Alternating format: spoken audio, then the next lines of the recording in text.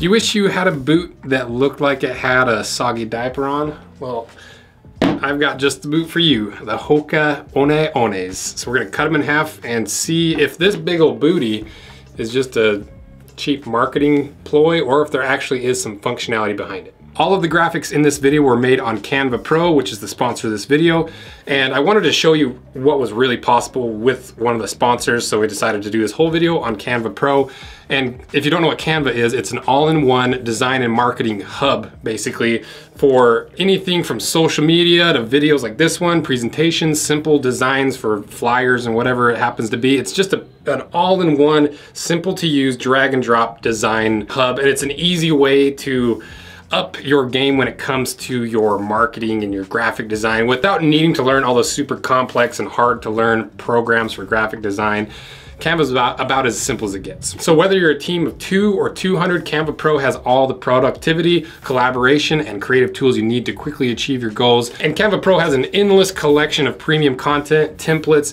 Anyone can jump on there and collaborate on beautiful professional designs in no time. So if that sounds like something you need, give Canva a try. You can try it for 45 days with their extended free trial by using the link in my description. Thanks again to Canva. And like I said, all these graphics were made in Canva Pro, and you'll notice a quality difference between the regular videos and this video. The graphics are really cool, so check them out. I keep seeing ads for these everywhere, and they're very eye-catching for this big old booty hanging off the end. And even in the ads, they look ridiculous, but it's not until I saw them in person when I was shopping for the climbing shoe video, last video, that I saw them in person. I was like, oh, that is a ridiculous hill.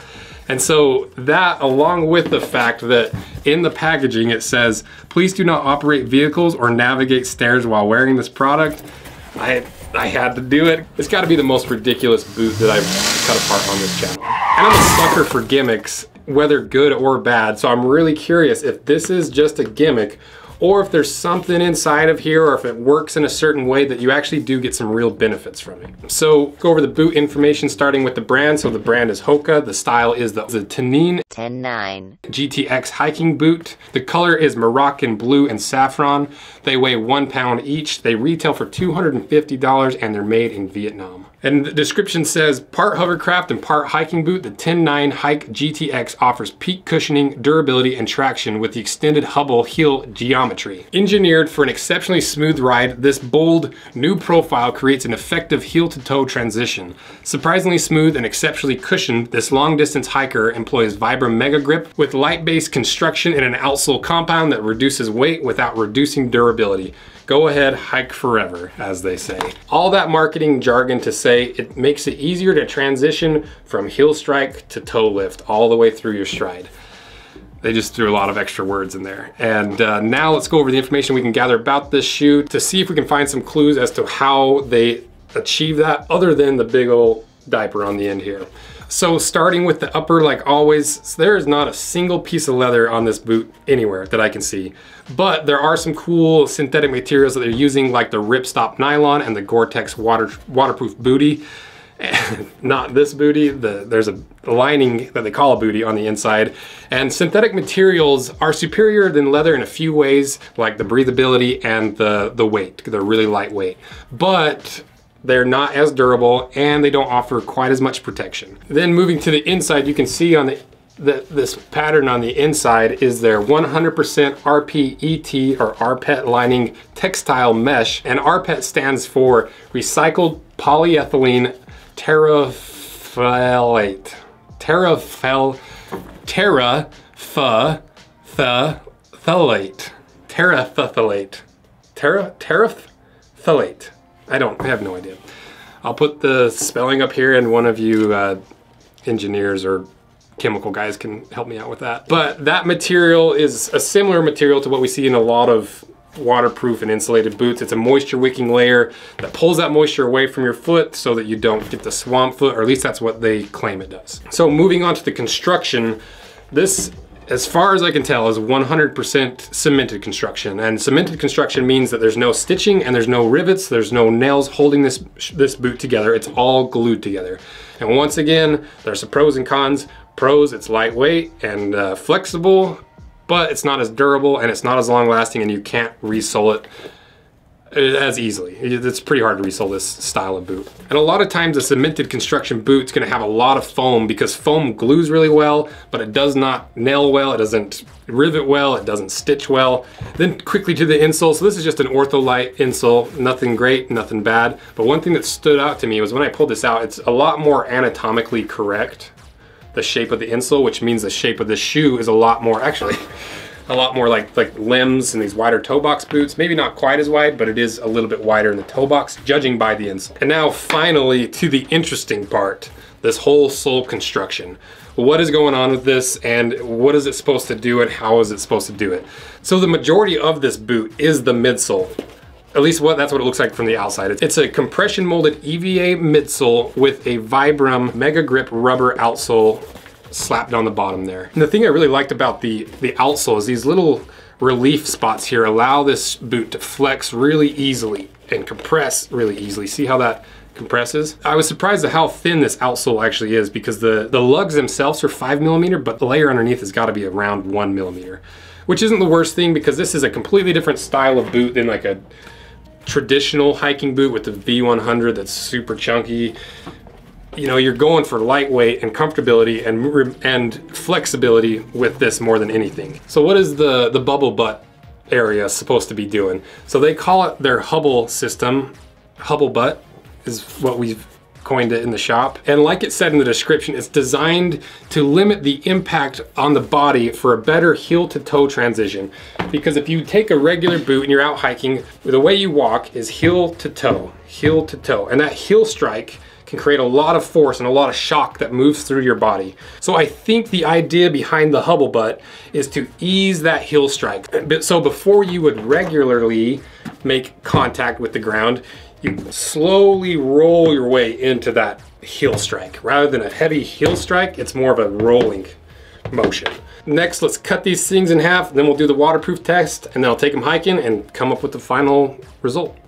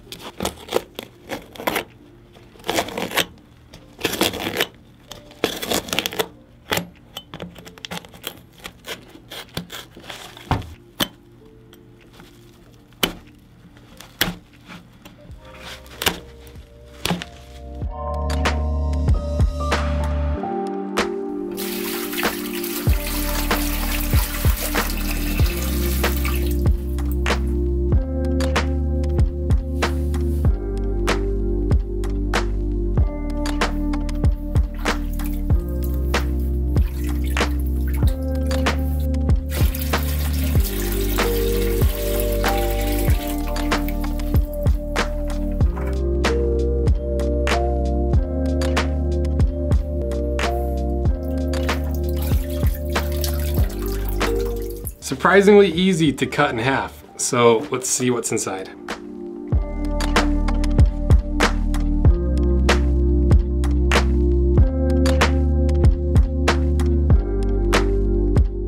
So surprisingly simple, but this is by far the most foam I've ever seen in a boot.